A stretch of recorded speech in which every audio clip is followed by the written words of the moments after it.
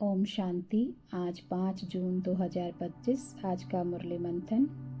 आज की मुरली में बाबा ने हमें हमारी ईश्वरीय विरासत और अनोखे आध्यात्मिक कुटुंब की स्मृति दिलाई। बाबा ने कहा, यह ज्ञान बेहद का है जिससे हमें बेहद का सुख प्राप्त होता है। हम आत्माएं अभी फिर से मनुष्य से देवता बनने के लिए राज्यों की पढ़ाई ले रही हैं। बाबा स्वयं आकर आत्माओं को पढ़ा रहे हैं।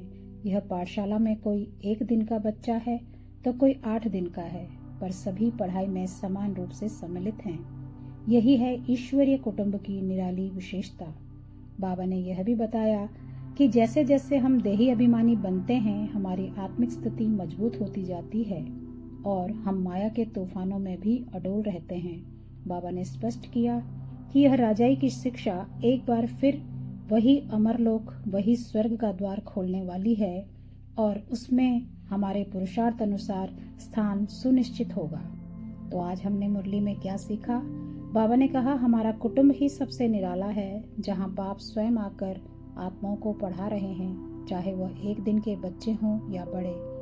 राज्यों की पढ़ाई ही बेहद का सुख देती है, क्योंकि इसमें बाबा हमें देवता बनने का अधिकार दे रहे हैं। बाबा ने कहा, आत्मा को देह से न्यारा कर बाबा को याद करना ही मुख्य साधना है, जिससे विकर्म विनाश होते हैं। माया के तूफान जैसे काम, क्रोध आदि से डरना नहीं है, बल्कि महावीर बनकर उन्हें पार करना है। और ज्ञान का सार है, मामेकम याद करो, जिससे हम सत्य पुरुषार्थ के मार्ग पर अडोल चल पाते हैं और स्वर्ग का वर्षा पाते हैं। और आज का संकल्प है, मैं आत्मा देह अभिमान से मुक्त होकर परमपिता परमात्मा की श्रीमत पर चलूंगा। निरंतर स्मृति में रखूंगा कि बाबा ही मुझे बेहद का सुख और स्वराज देने आए हैं।